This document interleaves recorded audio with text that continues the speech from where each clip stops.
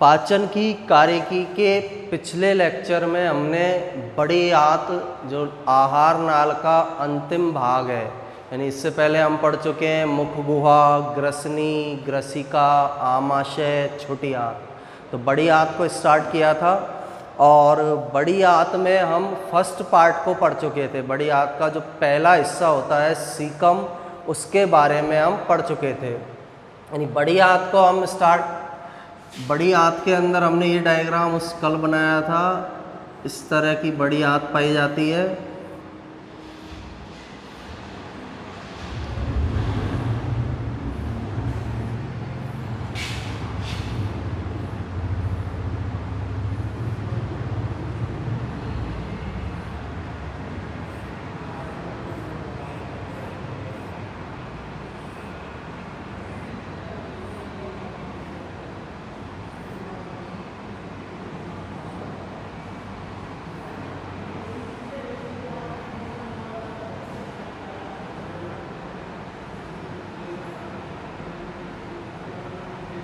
ये बड़ी आंत की स्ट्रक्चर या संरचना हमने बनाई थी, कल भी इसको बनाया था।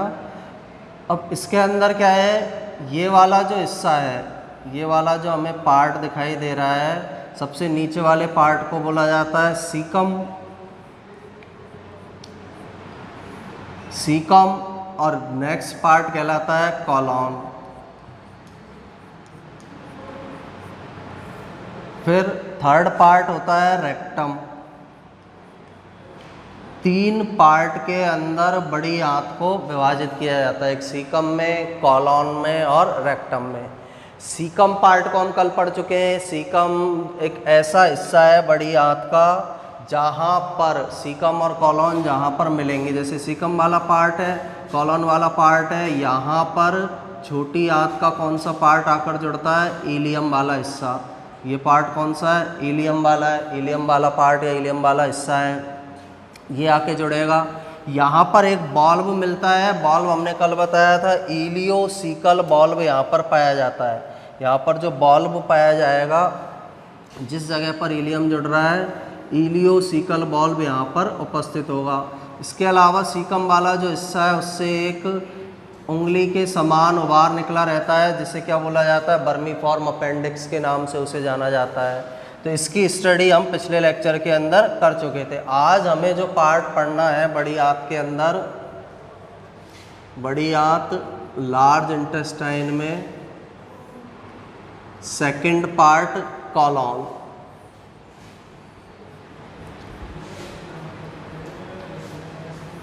अब कॉलॉन वाला जो हिस्सा हमें दिखाई दे रहा है, इसे भी अन्य भागों के अंदर विभाजित किया गया है।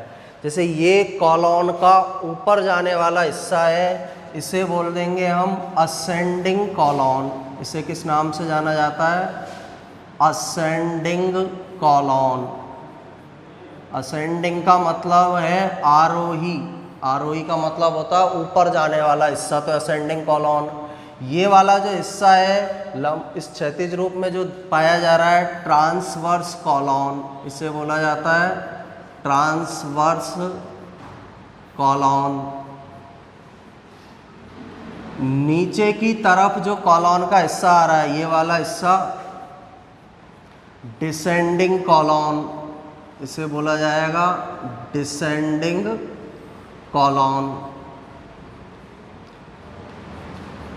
डिसेंडिंग कॉलॉन के बाद, यहाँ तक डिसेंडिंग कॉलॉन हो गया। ये वाला जो हिस्सा दिखाई दे रहा है, एस शेप्ड का जो हिस्सा है, उसे बोला जाता है सिग्मोइड कॉलॉन। इसे किस नाम से जाना जाता है, सिग्मोइड कॉलॉन के नाम से इसे जाना जाता है। तो 4 भागों के अंदर कॉलॉन को डिवाइड किया जाता है, असेंडिंग, ट्रांसवर्स, डिसेंडिंग, और चौथा पार्ट इसका क्या कहलाता है, सिग्मोइड कॉलॉन कहलाता है। इन 4 पार्ट के अंदर कॉलॉन को विभाजित किया गया है। तो कॉलॉन का फर्स्ट पॉइंट यही है कि कॉलॉन जो है उसे कितने भागों में बांटा जाता है, 4 भागों में विभाजित किया जाता है। इन चारों पार्ट्स के बारे में हमें पढ़ना है कि असेंडिंग कॉलॉन क्या है, ट्रांसवर्स क्या है, डिसेंडिंग क्या है और सिग्मोइड कॉलॉन क्या है। इसका पहला भाग असेंडिंग कॉलॉन।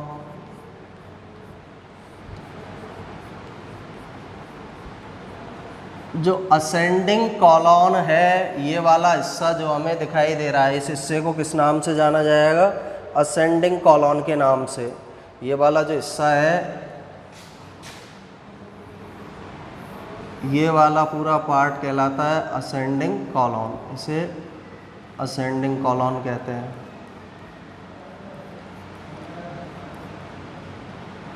ये असेंडिंग कॉलॉन है। अब असेंडिंग कॉलॉन स्टार्ट कहाँ से हो रहा है? इसका स्टार्टिंग पॉइंट कौन सा है? सीकम। सीकम से प्रारंभ होता है, ऊपर की तरफ जा रहा है। ऊपर, इसके जस्ट ऊपर की तरफ क्या प्रेजेंट है? लीवर प्रेजेंट है। यानी किस भाग की ओर जा रहा है? हिपेटिक भाग की ओर जा रहा है। लीवर को बोला जाता है बायोलॉजी में, हिपेटिक शब्द लीवर के लिए काम में लेते हैं, तो हिपेटिक भाग की ओर ये गति करता है। सीकम वाले भाग से किस भाग की ओर जाता है? हिपेटिक वाले भाग की ओर जाता है। और जो लीवर है उसके निचले हिस्से तक जाता है। लीवर का जो निचला हिस्सा है, इसके ऊपर होगा तो लीवर के निचले हिस्से तक जाता है। तो पहला पॉइंट इसका क्या है असेंडिंग का? यह सीकम से स्टार्ट होकर, सीकम से प्रारंभ होकर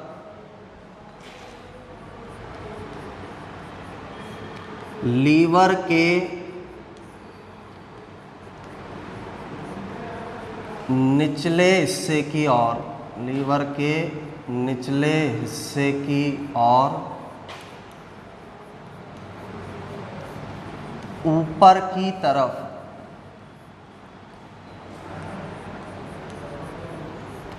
गति करता है या जाता है। यानी ये वाला हिस्सा सीकम से स्टार्ट हुआ है, लीवर के निचले हिस्से की तरफ ये क्या करेगा? मूवमेंट करेगा या फिर गति करेगा।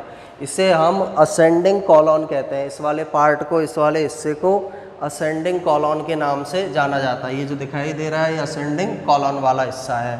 सेकंड, यह पूरे कॉलॉन में सबसे छोटा भाग होता है। कॉलॉन का सबसे छोटा भाग होगा। कॉलॉन का कैसा पार्ट है? सबसे छोटा पार्ट है, सबसे छोटा हिस्सा है।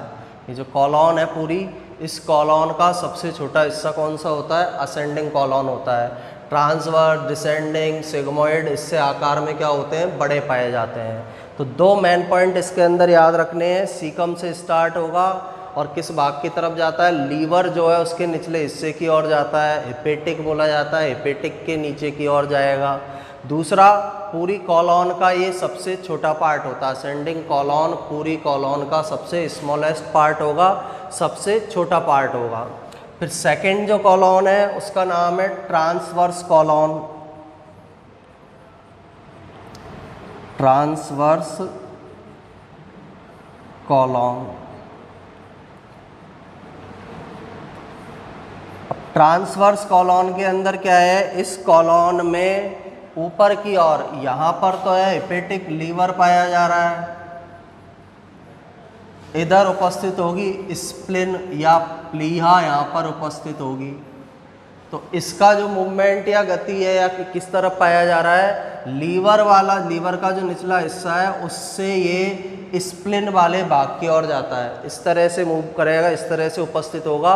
लीवर के निचले हिस्से से स्प्लिन के निचले हिस्से की ओर ये गति करता है।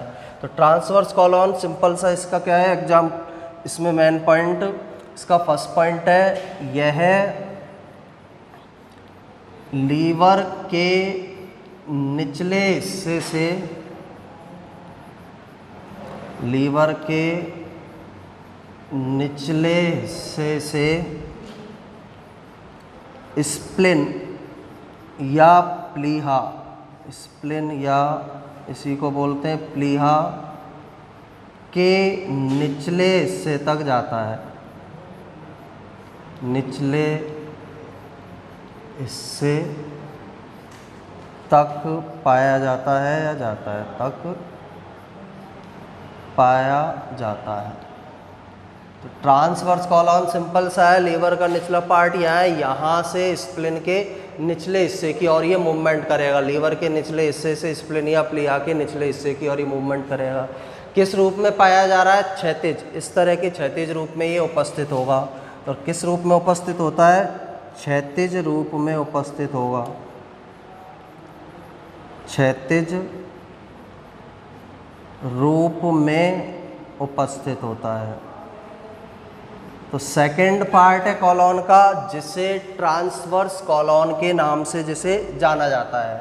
फिर इसका थर्ड पार्ट आता है डिसेंडिंग कॉलॉन, जो हमारी बड़ी आंत है उसमें कॉलॉन का third part descending colon. Spleen के निचले हिस्से से नीचे हमारे पेल्विक ग्रिडल पाई जा रही है, श्रोणि मेखला पाई जा रही है। तो प्लीहा या स्प्लेन के निचले हिस्से से किधर की तरफ पाया जाता है? जो पेल्विक वाला भाग है, श्रोणि मेखला वाला भाग है, वहाँ तक ये पाया जाएगा। तो डिसेंडिंग कॉलॉन में क्या होगा? इसकी स्थिति क्या होगी? यह स्प्लेन के निचले हिस्से से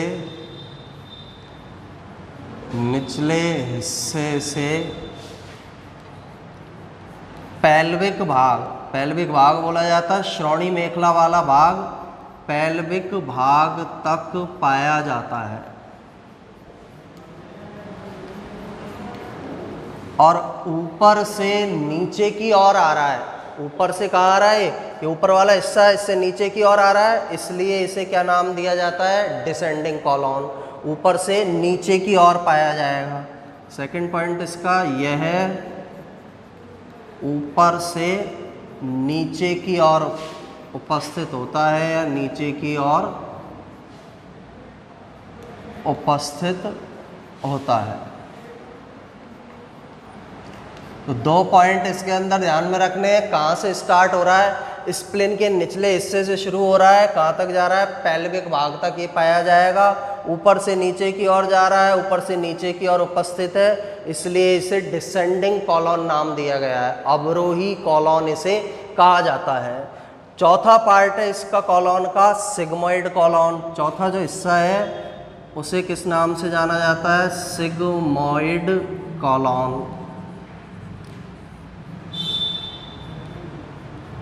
अब सिग्मोइड कॉलॉन क्या है? पहला तो ये एश शेप आकृति का होता है, जैसे एस वर्ड होता है ना इंग्लिश का, ये लेटर इस तरह की शेप का होगा। सेकंड, पेल्विक वाले भाग में अंदर की तरफ प्रवेश करेगा। ये तो पाया जा रहा था डिसेंडिंग तो पेल्विक वाले भाग तक, और सिग्मोइड जो है पेल्विक वाले भाग के अंदर की ओर क्या कर जाता है? प्रवेश कर जाता है।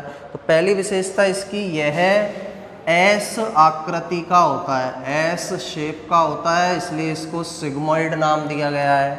सेकंड, यह पेल्विक भाग में अंदर की ओर प्रवेश करता है, पेल्विक भाग में अंदर की ओर पाया जाता है, अंदर की ओर उपस्थित होता है। तो ये इसका सेकंड पॉइंट है। 2 पॉइंट्स इसके अंदर याद रखने हैं। एस आकृति का है इसलिए सिग्मोइड नाम दिया है, और पेल्विक भाग के अंदर ये क्या कर जाएगा? एंटर कर जाएगा। ये वाला हमारा पेल्विक भाग है, यहाँ पर ये एंटर कर जाता है। तो ये 4 पार्ट हमने किसके अंदर डिवाइड किए हैं? कॉलॉन के अंदर ये 4 हिस्से या 4 पार्ट पाए जा रहे हैं। अब इसी पार्ट के अंदर कॉलॉन वाले भाग में, सीकम वाले भाग में एक स्ट्रक्चर पाई जाती है जो हमने कल भी बनाई थी, जिसे टीनिया कोलाई कहते हैं। ये स्ट्रक्चर पाई जाएगी पूरे सीकम भाग में, कॉलॉन भाग में, और कहाँ तक पाई जाती है? सिग्मोइड कॉलॉन वाले भाग तक ये संरचना मिलेगी। इस संरचना को टीनिया कोलाई कहते हैं। ये जो संरचना है इसे क्या बोला जाता है? Taenia coli. इस स्ट्रक्चर को क्या बोला जाता है? टीनिया कोलाई के नाम से इसको जाना जाता है। इस टीनिया कोलाई के कारण ये उभार दिखाई दे रहे हैं। अभी मैं रीजन बताऊंगा क्यों दिख रहे हैं, कल भी बताया था। इन उभारों को हम बोलते हैं हॉस्ट्रा। टीनिया कोलाई के कारण जो उभार बनेंगे उन उभारों को किस नाम से जाना जाता है? हॉस्ट्रा के नाम से उन्हें जाना जाता है। तो अब टीनिया कोलाई के बारे में पढ़ लेते थोड़ा सा हम कि टीनिया कोलाई कौन सी स्ट्रक्चर होती है, टीनिया कोलाई किस प्रकार की संरचना है। तो इससे रिलेटेड जो स्ट्रक्चर है टीनिया कोलाई, टीनिया कोलाई कौन सी संरचना है टीनिया कोलाई। टीनिया कोलाई पहले तो यह तीन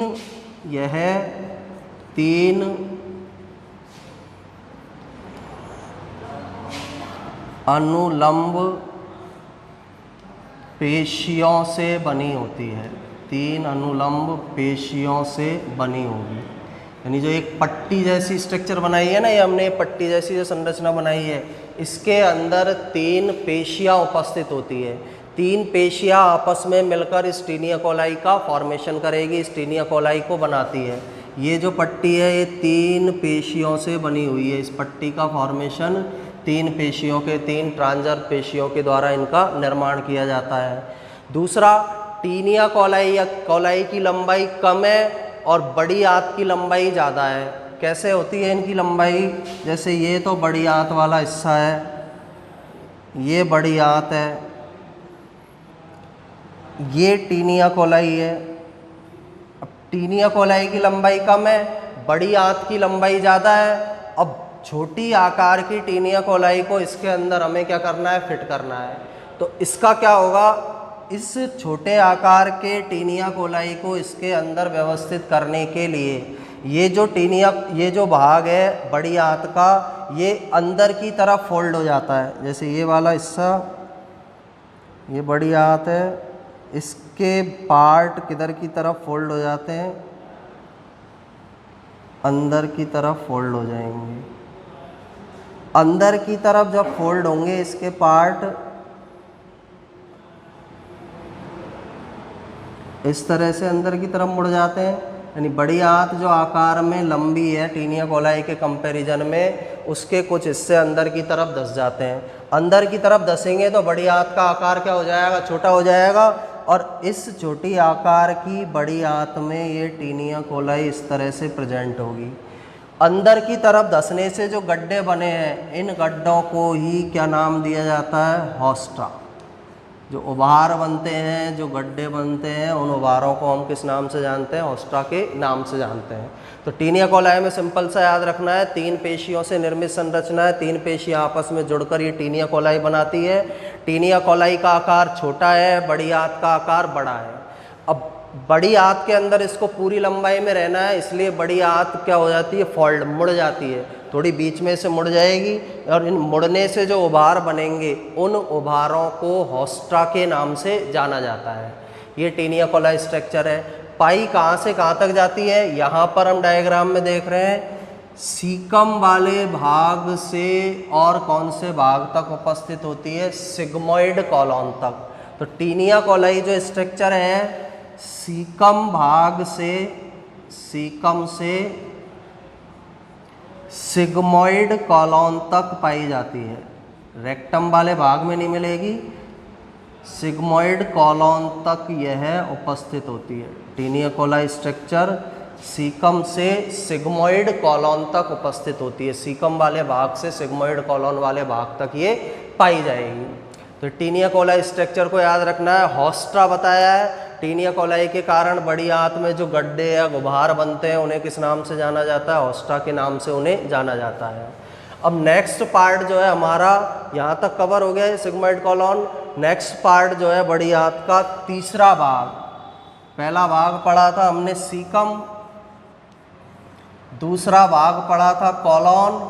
अब तीसरा पार्ट कौन सा वाला पढ़ना है, रेक्टम पढ़ना है। तो थर्ड पार्ट जो है बड़ी आंत का, उसके बारे में हमें आगे स्टडी करना है, मलाशय कहते हैं। अब रेक्टम में सबसे फर्स्ट पॉइंट ये याद रखना है, जो रेक्टम की लंबाई है, रेक्टम की जो लेंथ या लंबाई है लगभग 15 से 18 सेंटीमीटर होती है। और कभी कभी ये जो लेंथ है ये कितने सेंटीमीटर तक भी पाई जा सकती है, 20 सेंटीमीटर तक।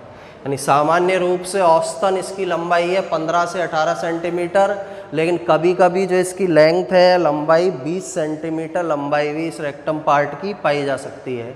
इस तरह का हिस्सा है, ये हिस्सा है रेक्टम। इसका जो निचला हिस्सा है ये रेक्टम की स्ट्रक्चर है।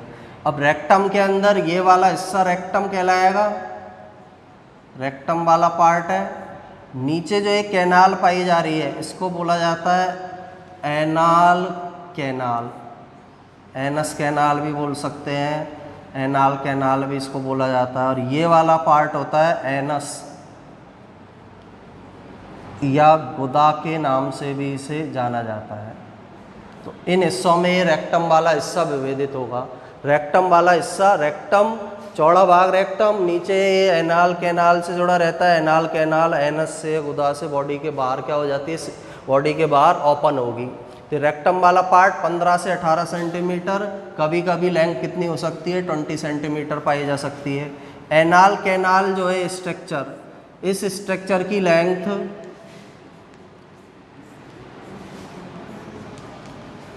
लगभग 2 से लेकर कितने सेंटीमीटर होती है, 3 सेंटीमीटर। यहाँ से यहाँ तक की जो लेंथ होगी एनाल कैनाल की वो 2 से लेकर 3 सेंटीमीटर तक पाई जाती है। और एनाल कैनाल की ओपनिंग जो है उसे एनसिया किस नाम से जाना जाता है, गुदा के नाम से उसे जाना जाता है। इसमें रेक्टम वाला जो भाग है इसके अंदर जो अपचित भोजन है वो आता है, ये हम सबको पता है, मलाशय इसको हम हिंदी में बोलते हैं। एनाल कैनाल जो हिस्सा है, एनाल कैनाल वाले हिस्से के अंदर कुछ इस तरह के उभार पाए जाते हैं,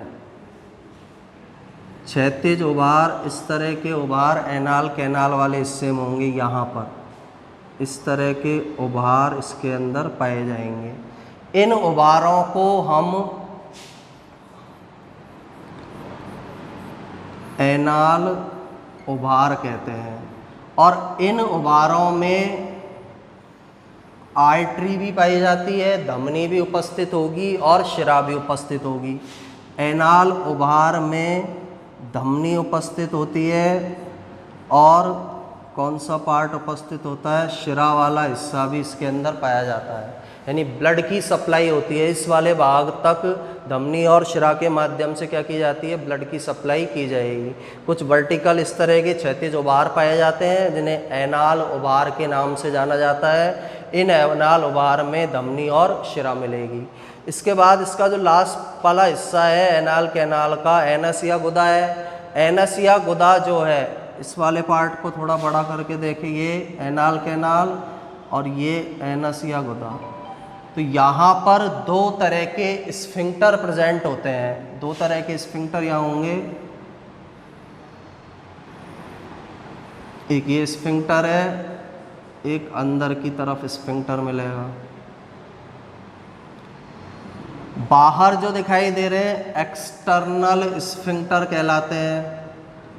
एक्सटर्नल स्फिंक्टर, स्फिंक्टर वो है जो हम पहले पढ़ चुके हैं, बॉल्व जिनको हमने बोला था उन्हें किस नाम से जाना जाता है, स्फिंक्टर। अंदर जो दिखाई दे रहे हैं इन्हें बोला जाता है इंटरनल स्फिंक्टर। अंदर पाए जाने वाले जो बॉल्व हैं उन्हें किस नाम से जाना जाता है, इंटरनल स्फिंक्टर। 2 तरह के स्फिंक्टर इस भाग में प्रेजेंट होंगे। दोनों के अंदर डिफरेंस याद रखना है, एक्सटर्नल जो स्फिंक्टर है वो ऐच्छिक रूप से कार्य करते हैं, ये ऐच्छिक रूप से काम करेंगे। इनमें ऐसी मसल्स पाई जा रही है जो हमारी इच्छा के अनुसार वर्क करती है। इंटरनल स्फिंक्टर जो है ये अनैच्छिक रूप से कार्य करते हैं। इंटरनल स्फिंक्टर इनवॉलेंट्री मसल से बने हैं, अनैच्छिक पेशियों से बने हैं, तो इन पर हमारा कंट्रोल नहीं होगा, हमारी इच्छा का। एक्सटर्नल जो स्फिंक्टर है वो वॉलेंट्री मसल से बने हुए हैं, ऐच्छिक पेशियों से बने हुए हैं, तो इन पर हमारा कंट्रोल होता है। तो 2 तरह के स्फिंक्टर इसके स्ट्रक्चर में प्रेजेंट है, एक एक्सटर्नल, दूसरा होगा इंटरनल स्फिंक्टर इस पार्ट में पाए जाएंगे। जो मल का जो एक्सक्रीशन होता है, उत्सर्जन जो किया जाता है उसको कंट्रोल करने का काम करते हैं। तो लास्ट पार्ट था हमारा रेक्टम। रेक्टम को एक बार फिर से स्टार्टिंग से समझ लो। लंबाई 15 से 18 सेंटीमीटर है सामान्य रूप से, कभी कभी 20 सेंटीमीटर तक हो सकती है। इसका निचला हिस्सा एनाल कैनाल कहलाएगा जो 2 से 3 सेंटीमीटर होगा। एनाल कैनाल में इस तरह के उभार उपस्थित होते हैं, इन उभारों में धमनी और शिरा की सप्लाई होगी। इसके बाद जो एनाल कैनाल है उसके अंदर दो तरह के स्फिंक्टर पाए जा रहे हैं, एक्सटर्नल स्फिंक्टर, दूसरा इंटरनल स्फिंक्टर। बॉल्व या कपाट है, ये बॉल्व क्या करते हैं, स्फिंक्टर इनको संकुचित करने का, फैलाने का काम करेंगे। एक्सटर्नल में ऐच्छिक पेशियाँ पाई जा रही है, वॉलेंट्री मसल्स हैं, इसलिए हमारी इच्छा के अनुसार ओपन होते हैं और क्लोज होते हैं। जबकि इंटरनल स्फिंक्टर के अंदर अनैच्छिक प्रकार की पेशियाँ हैं, इन पर हमारी इच्छा का कंट्रोल नहीं होता है। तो यहाँ पर हमारा जो बड़ी आंत वाला पोर्शन था वो पूरा कंप्लीट होता है, यानी स्टार्टिंग हमने किया था मुख गुहा से और लास्ट पार्ट उसका है बड़ी आंत, और जो आहार नाल है वो एनस या गुदा के द्वारा बाहर की तरफ ओपन हो जाती है। यहाँ आहार नाल की स्ट्रक्चर कंप्लीट होती है। इसके बाद हम जो पाचन तंत्र के अंदर डाइजेस्टिव ग्लैंड्स पाई जा रही है, पाचन ग्रंथियाँ जो पाई जा रही है, उनके बारे में स्टडी करेंगे। Thank you.